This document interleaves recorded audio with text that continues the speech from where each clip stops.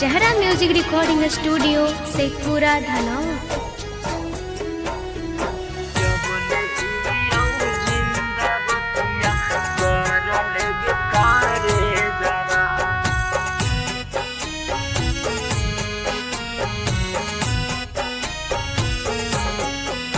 आगे रोज रोज पानी चढ़ाओ जब से होलो तोर मायर जाबागे। रोज रोज पानी चढ़ाओ जब से होलो तोर मायर जाबागे।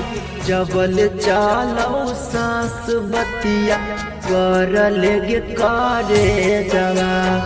जबल हियो जिंदा बतिया कर लेगे करे जवा।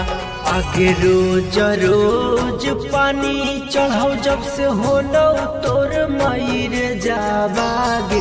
जबल हियो जिंदा बतिया कर लेगे करे जवा।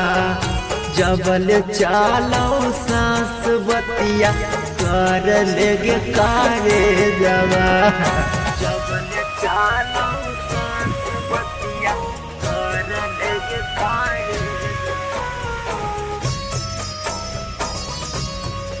Mix by Vikas Bihari. Music by Vikas Raj Sitamarhi.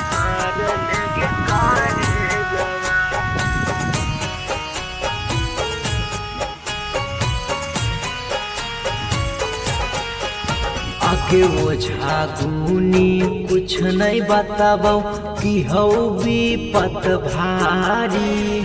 Doctor बतैल कौ हार्ट के बीमारी। आगे ओझा गुनी कुछ नहीं बताबो कि हौ विपत भारी। डॉक्टर बतैल कौ हार्ट के बीमारी। जिंदगी के हमर सारा खुशी तू ही छीन ले कर जावागे। जबल हियो जिंदा बतिया कर लेगे करे जावा। जबल चालो सांस बतिया कर लेगे करे जावा। जबल चालो सांस बतिया कर लेगे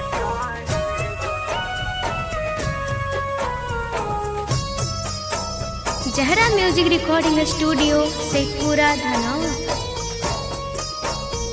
म्यूजिक बाय विकास राज सीतामढ़ी।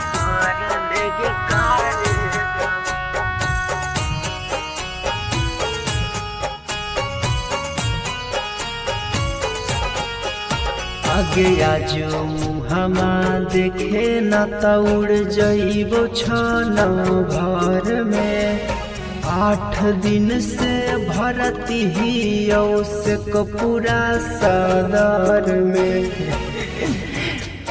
आगे आजो मुहमा देखे न तौड़ जइबो छन घर में।